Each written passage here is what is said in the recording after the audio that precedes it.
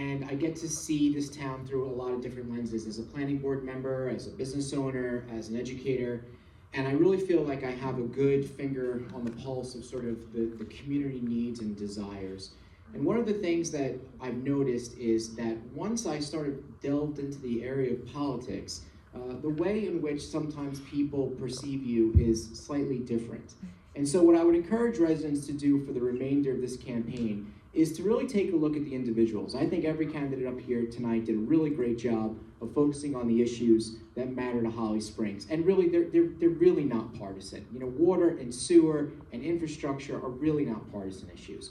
And so I really would encourage people when we are out canvassing, you know, to give every single person up here a chance, and to, if you run into them and they're walking up to you on your driveway, I know that's not the most enjoyable thing sometimes to have a random person walk up your driveway, but give us a few minutes of your time, talk to us, ask us questions, and I mean that sincerely. You know, my priorities are very simple. They're maintaining public safety first and foremost, and this is something that I've talked about from the beginning of the campaign. If we keep our public safety strong, we keep a thriving economy, we keep it a place where people want to live and raise their children and come back to. I want to make sure that we keep our taxes low and see through the vision that began about 10 or 15 years ago when we started to bring in the life sciences.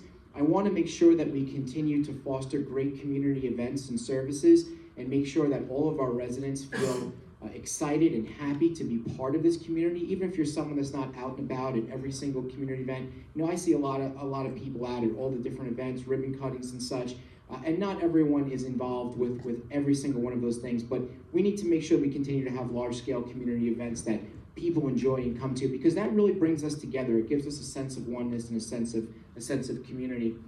There's a few priorities that I'd like to mention tonight that didn't come up tonight. I think you guys did a great job with the questions, by the way, because you basically obliterated my closing statement. I had red lines about half of it because of how many great questions came up of really substantive issues.